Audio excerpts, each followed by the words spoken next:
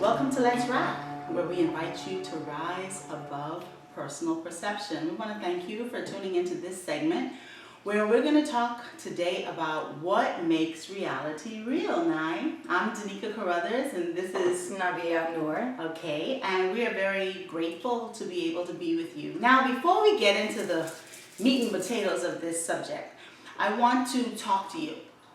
Our first segment that we did, the difference between truth and perception, we edited it to 4 segments on YouTube because for me personally, I look at the length of a video before I decide whether or not I'm going to watch it. So with that in mind, I wanted to consider people's time. But we really like to get your feedback on it because we got some feedback. People were saying that they wish that the whole thing was made available, that they didn't realize that there were additional parts. So we want to hear from you. Would you like it to be in 4 parts? Because what we're going to endeavor to do is make these hourly segments and divide them into 4 parts. Or would you like to see it in its entirety? And what we're thinking about in this moment is making it available in its entirety and maybe 1 to 2 parts. But we'd really like to hear from you on what is better for you because we're considering our viewing audience always because we're rising above personal perception together. So I'm so excited about this segment today, Naibeh. I was ready to do this after we finished the first segment. Yes, he was like, where? I was ready. What makes reality real? Now, it has been said that reality does not create your perception. Your perception creates your reality. And in doing some research for this show, I came across some very, very interesting quotes. I came across a quote by Plato that says, "Science is nothing but perception," which I found very interesting because we are taught or conditioned to the fact that if it can't be proven scientifically, then it is not real. But we know that perception is based on your belief system, your environment, your experiences, as we talked about in our last segment. And then Deepak Chopra said, there is no fixed physical reality, no single perception of the world, just numerous ways of interpreting world views as directed by one's nervous system and the specific environment of our planetary existence. What I found very interesting about that quote is that there are different realities, I believe, personally. There's a physical reality, and then there's a non-physical reality. And the non-physical reality has been a great part of my experience over the last 10 years. And because of that, my physical reality has shifted dramatically. Would you like to share an example of what you mean about your physical reality shifting and how so? It really came about through my experience with non-physical things, spiritual things. Things that I ironically was terrified about as a child. Always had a very acute awareness to the spiritual realm and the spiritual side, but wanted nothing to do with it. Because I was raised in an environment, influence that spiritual beings, they just came to make you afraid, pull your toe, move you out of the bed while you were sleeping, you know? Doing some wickedness or some mischievousness. Moving stuff, and it was all very, very scary, and I really, really did not want any experience with that. And I remember a best friend of mine passed, and I want to say it was 1990 or 91. Okay. And he and I were extremely close. And he was murdered, and it was like one of those unsolved things. Nobody knew what had happened, you know, and I just like started kind of like talking to him in the air, you know, because I was really disturbed by this whole thing.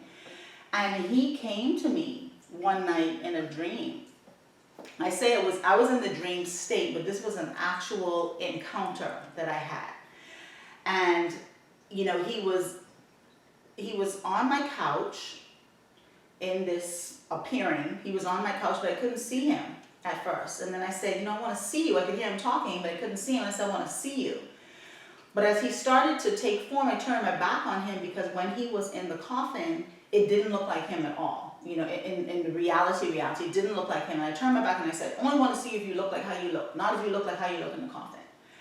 And when I turned around, he was fully visible and he didn't have a shirt on. Now, he was shot 5 times. And when I looked at him, I could see 5 bullet wounds in his body. And, you know, it went on for a little bit more, but I feel like he was coming to communicate something to me with regards to what had happened in his passing. So it went on a little bit more, but I woke up out of that dream, like something happened in the end of it, and I woke up like that, like the same thing that was going on in the sleep state. You had an emotional reaction to and it. so I realized that this was not a dream. This was actually something that happened. And this is the thing with reality, because that was real to me. That was absolutely real to me. There's no ifs, ands, or buts about it. Somebody else hearing that story might say, oh no, that's just a dream, because they haven't experienced anything like that. Right. But for me, that was my reality. And that was a non-physical reality, because that didn't happen in, of course, my awakened state, which we consider to be, you know, a physical reality. But that was the beginning of me really looking at, okay, what is real in terms of what we see and what we don't see? And more specifically, people communicating with you after they have passed from this physical existence or physical reality. Thank you for sharing that. What I would like to add, I was trying to, the only thing that I did to prepare for today, other than praying and asking to be anointed with a clearing of no preconceived ideas that weren't in alignment with what the divine will is. And I say that because I think we mentioned in our previous segment that although this is not a religious or a spiritual show, we are spiritual beings. Yeah. And so a lot of our perceptions are going to be reflected or reflective of that. So the only thing that I did was I really tried to think about how can I define reality for myself in this moment of where I am in my current awareness.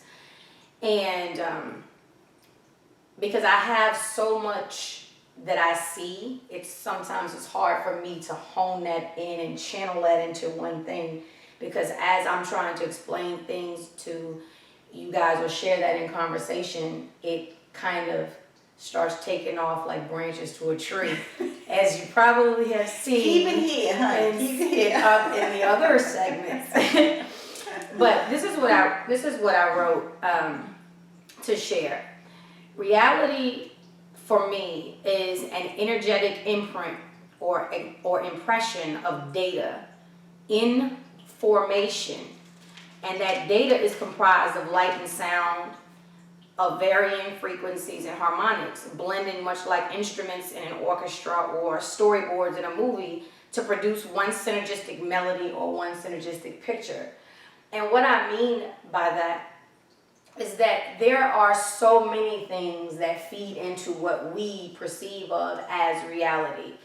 Do thoughts create reality? I ascribe to the concept that it does. However, I also believe that there are other things going on that feed into the whole dance of how that shows up. For instance, you know, again, if you ascribe to any of the ancient texts and you consider yourself to hold them as holy, then you would ascribe to what has been written, which in several of the scriptures, but specifically in the Bible, it says that it is already written, that every hair on every head has been counted for, that everything is already known that will ever be. And so if you accept that, then I guess the question then becomes, what exactly does that mean as far as in our ability to co-create? I want to say co-create because I'm not the deity in my singular incarnate form, and meaning first source, or what some people call God. I am not in this incarnate expression that divine presence. So I want to concede to the fact that there is more going on. So if we ascribe, for those that ascribe to these ancient texts and accept that is true, what does that mean? We have a level of awareness that is now being birthed it has been birthed for quite some time, but mass consciousness is now starting to catch up with it, and that's what I mean by being birthed, that it is becoming commonplace. It's not an esoteric understanding anymore, that thoughts create perception, and our perception creates our reality. But to what degree? Well, there, right there, I think that's very interesting, what you say with regards to that. To what degree? And one of the things that I truly believe is that reality changes over time. We go back to eons ago, I don't know how many years, but eons ago, the reality was that the world was flat. Yes. You know, and that was a reality for people for a very long time. We have come through many different ages. We've come through the dark age. We've come through the information age. We've come through the industrial age. And I believe now we're stepping into the intuition age, where people are really going deeper on the inside. They're really realizing that there is more to reality or to this life than that which is physical, than that which we see with these eyes. Mm-hmm. You know, if you follow metaphysics at all, they give credence to the third eye a lot. Mm-hmm. And so, of course, we don't see an eye in the middle of our forehead. So if you're someone who bases reality based on what you see, then that could be ridiculous to you. But if you're someone who bases reality on a knowing, you know, that which is deep inside of you that you can't escape. And sometimes you're not even able to explain it to people, you know. It's like you got to come to terms with this reality for yourself, especially when it changes. But I know, you know, growing up in the church, I remember hearing about New Age, the New Age wave. And so that was like so demonized. Yes, like, don't be one of those New Agers. Don't be one of those New Agers. But ages have changed all along, and we get so caught up in these words now. Yes. You know, this is one of the things that I always say, we get so caught up in words. When words change all the time, I remember the reality when I was in high school was that if somebody called you a dog or someone referred to you as dog, they were insulting you. That was like the lowest thing anybody could call you. Now the reality is when I call you my dog, that's like a term of endearment. You my spy, you my chick, you know, it's so words change all the time, but we get so caught up in things that we can't even consider the possibility of change or something being different. And that's pretty much my concern in this time, because people are so fixed on where they are that really what the bottom line is that they are terrified of change. Absolutely. They are so fearful of change because physical reality gives rise to the idea of separation. And separation gives rise to the experience of fear. And it's fear that prevents us from doing so many things. And, you know, this is one of the things that I really pray will come out in Let's R.A.P.P. The need to put fear to the side and just let everything be as it is. I think you make an excellent point with the separation aspect and fear.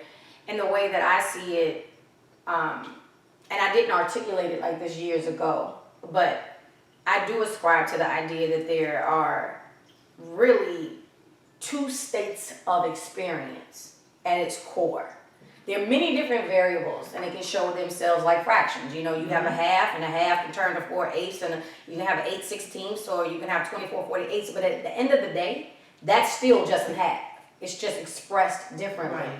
So for me, love is one state of experience, and fear is the byproduct of the lesser experience of love, or the absence thereof. Yes. Yeah. And so then you look at fear as your head of the family, the way you would look at a half. You can't break a half down any further than you can't break a fourth down any further. This is called the heads of the family in mathematics. Now, I know some people hate fractions, and I understand. But I allude to that because it's the simplest things in our systems that lead to these higher knowings that we don't even relate the mathematics to the spiritual. Help us to love fractions, Nabila. Help us to love We're not fractions. going there. People are not going to love fractions. But my point is that there's so many different expressions of this one truth. The truth being that fundamental principle that stays static or seemingly static. So you have your law of vibration, you have your law of attraction, you have your law of reciprocity, and so on and so on. These laws are considered the head of the family, or these control variables, if you will, that affect different aspects of the equation, or what it is that we experience. So fear being the head of the family, out of fear you get grief, you get hatred, you get anger, you get lust, and so on and so on and so on. And over here in love, you get cheerfulness, you get joy, happiness, Peace. bliss, peace, and so on, laughter, and et cetera, et cetera, et cetera. And so does the aspect of fear, it would show up as a negative aspect. Although negative doesn't mean bad per se. Right. We have to appreciate the nature of a thing. Absolutely. And how that shows up in the equation. Right. And the same way everything that's light is not good, or everything that's positive is not good. I mean, and we talked about this before in a joking way, but you want a negative, result when you go in for an HIV or AIDS test. Or a test for cancer. Yeah, or test for cancer. Yeah. You don't want a positive result. Absolutely. You want a negative result. So it's negative and positive is going back again to mathematics, is on that integer line, and just understanding the appropriation of the nature of a situation and whether or not the negative aspect of it is going to serve you greater, or whether the positive aspect is going to serve you greater. The same when it comes to love and fear. For me, fear is the shadow aspect of love. Love is the ultimate expression. However, that even needs to be in balance.